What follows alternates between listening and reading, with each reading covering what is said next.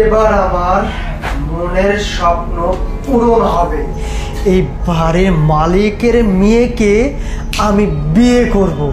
বিয়ে করলে এই রাজপ্রাসাদ টাকা সব কিছুর মালিক আমি হব।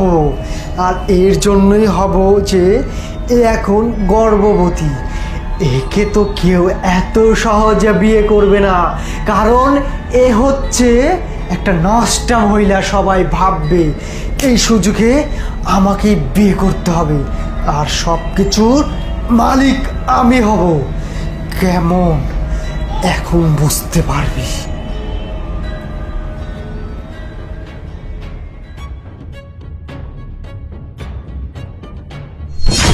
কি ব্যাপার? আমার পেট ফোলা, আমি তো কিছুই বুঝতে পারতেছি না। তার মানে কি আমি আমি গর্ভবতী হয়ে গেছি? সিসি, আমার তো এখনো বিয়েই হয়নি, আমার পেট হলো কিভাবে?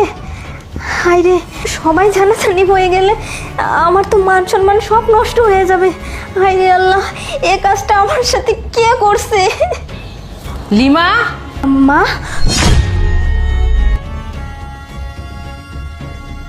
কি ব্যাপার? এত বেলা হয়ে গেছে, মেয়েটা এখনো ঘুম থেকে করতেছে না, দেখি তো গিয়ে।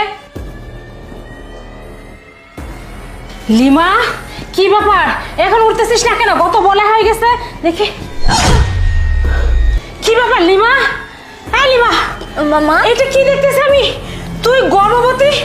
তার মানে আমি বাড়িতে থাকি না, আর তুই এই সুযোগে পরপুরুষ ডেকে এনে এই আকাম করে বসছিস? ছি, আমি এখন কি করব? আমাদের মান সম্মান কোথায় গিয়ে দাঁড়াবে? তুই এটা কি করলি লিমা? বল বল, এটা কি করছিস তুই? মা, তুমি আমাকে ভুল বুঝতেছো। আসলে এটা যে কিভাবে হলো আমি নিজেও জানি না মা। তুই জানিস না? সত্যি করে বল, ওদেরকে যে মেরে ফেলবো। তুই জানিস আমরা সমাজে কোথায় গিয়ে থাকবো, কোথায় সমাজে আমরা মুখ দেখাবো? তুই কি করলি এটা বল, তোকে আমি বাঁচতে দিব না। তুই এটা কি করছিস বল? মা, তোর এখনো বিয়ে হয়নি, আমি কি করবো তোকে নিয়ে? তুই বল, তুই কেন এই কাজ করলি? তুই কার সাথে করছিস তুই বল? দাঁড়াও, আপুর কোনো দোষ নাই। তুমি জানো এখানে কি হয়েছে? আপুর দোষ না মানে কি হয়েছে বল? তাহলে শোনো কি হয়েছে।